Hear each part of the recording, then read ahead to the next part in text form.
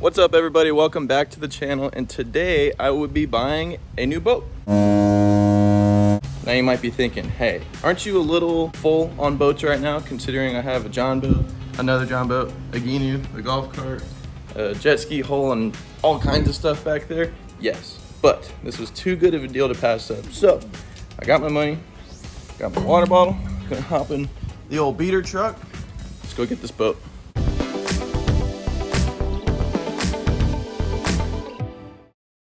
All right, we're currently pulling up to the marina where the boat is, and it should already be on the trailer ready for me to hook it up and go.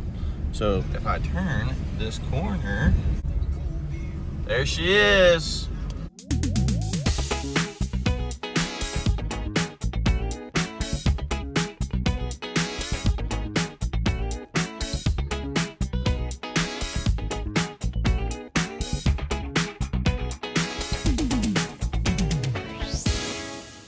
All right guys, I'm gonna get through this as fast as I can because I got home and it has been super windy, rainy, stormy, and not ideal conditions. But anyways, this is a 2005 19-foot VIP Bay Stealth. I was gonna buy for a price, and then on the test drive, the motor blew up. So then I got it for a way cheaper price. And if you're wondering how, I'll show you the forbidden protein shake right here. No bueno. There's a pinhole in the bottom cylinder, which we did a compression test, which is significantly less than the rest. Put a bore scope through it and a bunch of coagulated salt, and it's gross in there. But anyways, I'm gonna give you guys a quick startup on it because I'm an idiot, and then I'm gonna go ahead and pull this thing in the garage and give you guys the rest of the tour.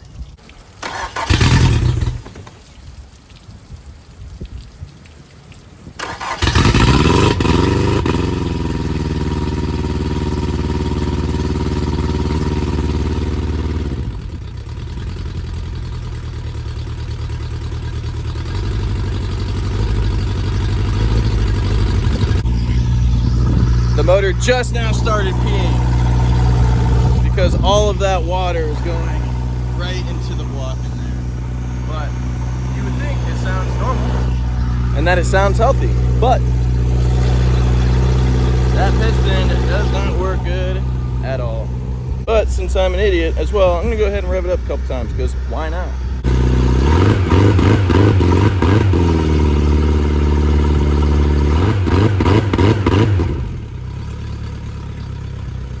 I had to shut her down, man. She was not having it. So anyways, on the test drive, we're driving it around, putzing around the river, hit the wake zone, gave it throttle, and it did that. Wouldn't go over 1,000 RPMs. It stayed at 6 miles an hour. It wouldn't plane out. It was just kind of riding high the whole time, and we were wondering what was wrong. So the buddy I was buying it from, I told him to get back with me on what the condition of it is and everything. And it turns out that, like I said, pulled the oil dipstick and it was just super milky. They essentially cut the price of the boat in half, and I had to think about it for a little bit, but I ended up buying it, which I still don't know if it was a good financial decision or not, especially for my wallet since I have to, you know, buy a new motor. But I'm gonna go ahead and pop an anode for you guys. Probably let's pop both of them real quick to show you guys how bad and how salty this motor really is. To pop one of these anodes out, first you need a 12. Go ahead and take a gear case bolt out right there, and then we're going to put that gear case bolt in there and crank it until that anode pops out, which, to be fair, I did pop it out once already, so that's why it came off super easy. But there is supposed to be a block of metal on that, and it is all eroded away. And look how, you know what, that might be the block of metal right there, just stuck inside the block. Horrible, very bad salt intrusion. So this motor, I'm gonna only assume is not salvageable, so I do have to get a new one. But I'm gonna go ahead and pop that top anode off too while I'm at it. And let's see how much effort this one takes to come off. A little less, but man, that thing is eating up. Oof. Yeah, man, I think that whole anode is just stuck in there. But anyway, something you gotta know about these Suzukis, which I didn't really know, is if you don't replace these anodes every 100 hours most people do. If you're heavily taking your boat out every 50 hours, they're sacrificial. So all they do is benefit you and keep all the salt out of your motor. So essentially what happened is, yeah, they may have flushed this motor every single time, but the 330 hours it has on it, you know, those anodes might have not been replaced, so the bottom cylinder ended up getting the brunt of that. So unfortunately, it blew up, but it is what it is. I'm already looking at motors. I'm already looking at upgrading motors. You know, 150, maybe a 175 for this thing.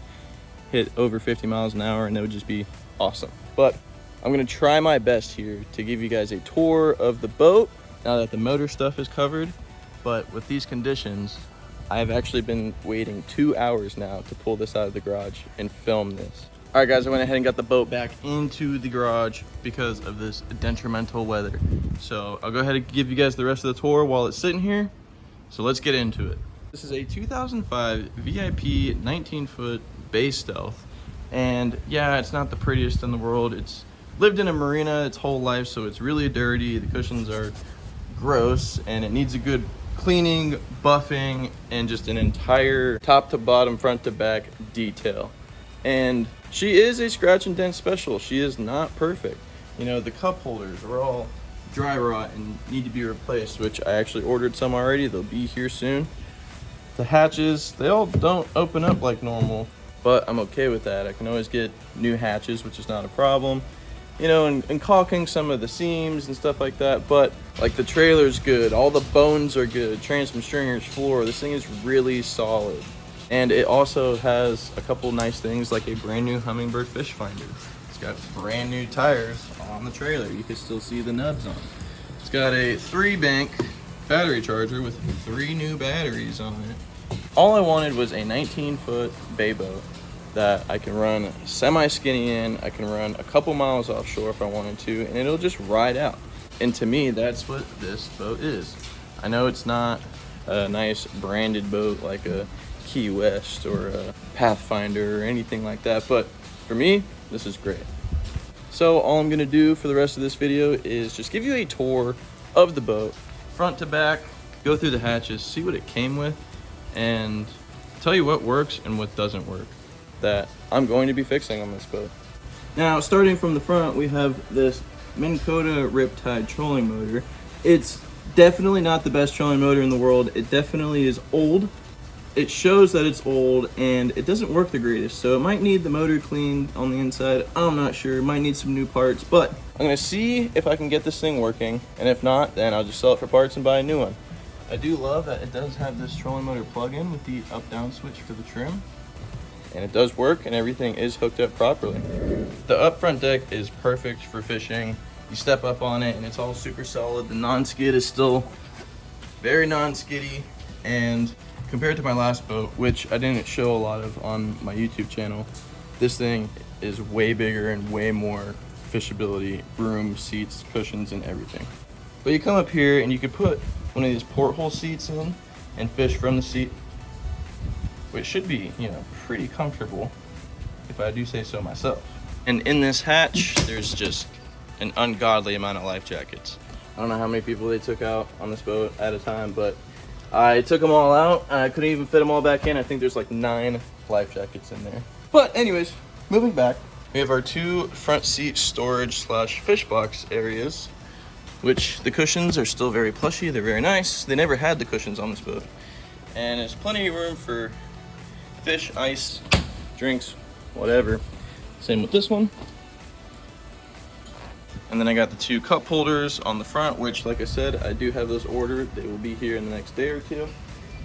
And look at this pristine fish tape measure. That thing is mint. I don't know how old it is, but it can't be that old if it looks that good. It's not even, it doesn't even have a dry rot crack in it. Go ahead and move on behind me to the center console, which, mind you, this center console is huge. It is super wide, which I do like for driving, but I don't like for actual walking purposes. This is enough room to walk through, yes, but could we have made it just a little bit more compressed for more walkability and space to move around? Sure. But if you look under the seat, we got a big live well. I do not know how big this live well is. If I were to guess, it has to be like 20 gallons. and the pump does work, and it does pump water in it. Anyways, we have the nav lights on each side of the console. We also have rod holders on each side of the console. And on the gunnels, we have even more rod holders, which plenty of space for rods. I'm probably going to be adding a few rod holders in the front deck and in the rear deck in the future. I don't know when I'm going to do that, but I will. I do love that this boat has very solid grab rails going all the way down the sides and flush mounted cleats, because my last boat, the grab bars were all flimsy and they would plop around and there was no flush mounted cleats. But my absolute favorite part about this whole boat, I think, is the flush mounted, like, hidden bimini top, because it is out of the way. I can still run behind the cooler if I wanted to and step up and down without a stored bimini top in my way. Because in my last boat, it would go over the rear deck and it was just super annoying when I'd be running around with the snook on the line or whatever and stepping on it and ripping it, whatever. So I love that the bimini top is sheltered in its own spot. And then we get to the helm, which this is where I love having a big center console, because when I'm sitting in this broke boy cooler seat here, there's just so much in front of me, you know, blocking the wind, and I feel like I'm in a way bigger boat than I actually am. And all of the gauges work, and the Hummingbird does work.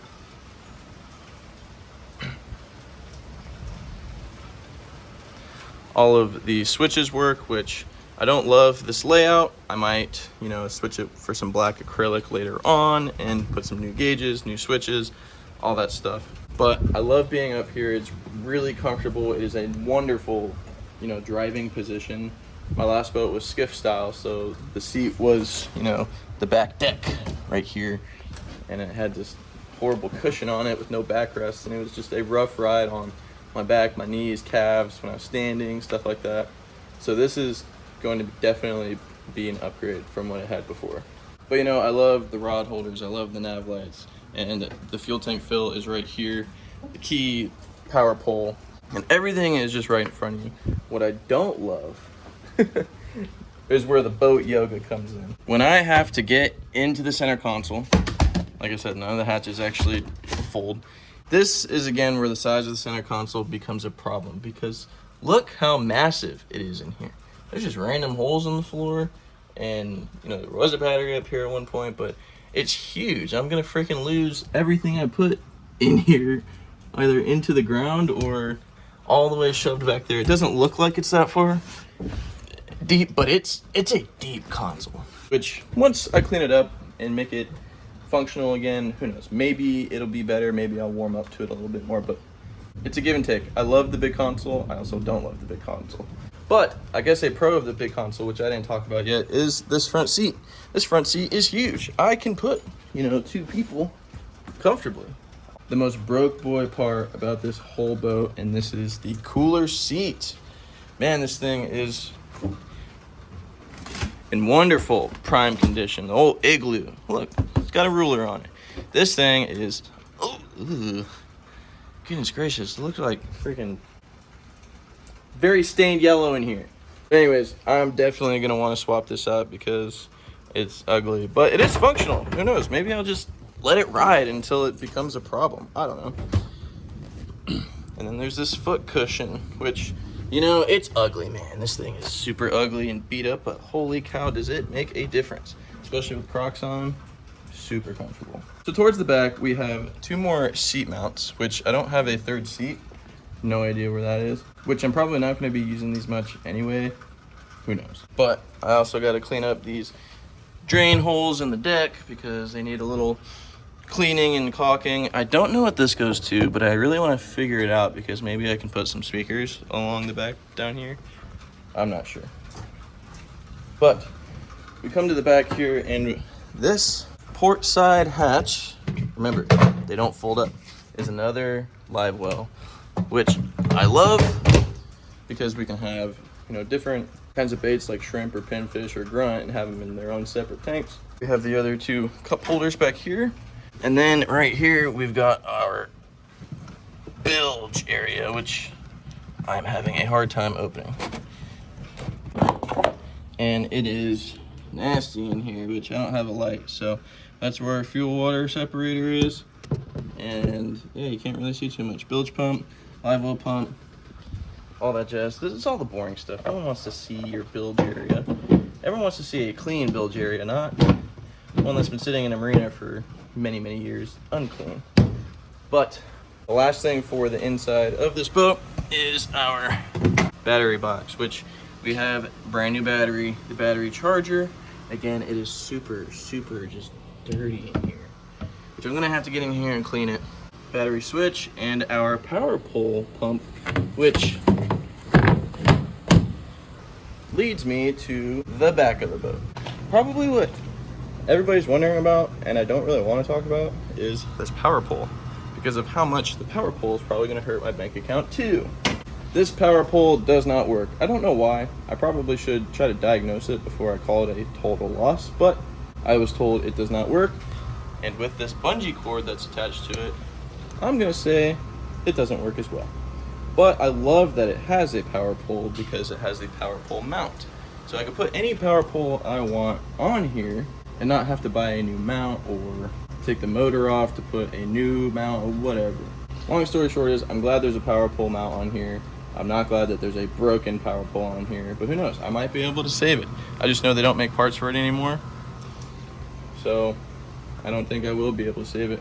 But there's nothing really special on this side other than an old faded sticker and a trailer strap that they gave me, which is really fancy. The transducer is right there. We got all our through holes for our live weld, bait weld drains, and all that fancy jazz. And I don't know what this guy is. I'm gonna have to figure that out. All right, guys, I'm sitting here editing in my office, and I didn't even realize that I didn't make an outro. So it is a few days later. I'm in talks with somebody that's gonna buy the motor for $1,000. So we'll see if it sells. If you guys made it through this far in the video, I appreciate you watching. If you like what you see, consider subscribing, and we'll see you on the next one.